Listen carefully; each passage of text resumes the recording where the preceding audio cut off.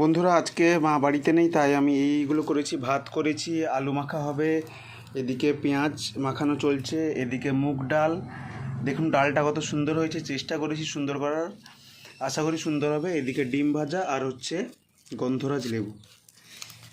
তো প্রথমে আলুটা মাখানোর জন্য প্রথমে নুন দিয়ে লঙ্কাটাকে ভালো করে মেখে নিতে হবে।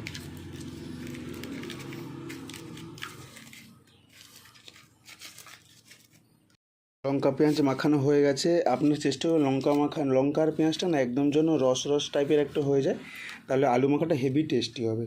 তো আমার মাখানো কমপ্লিট। এবার আলুটাই আমি মাখিয়ে নেব।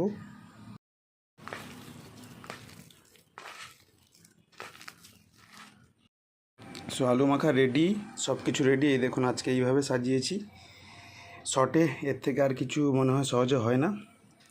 চলুন খাওয়া শুরু করা যাক।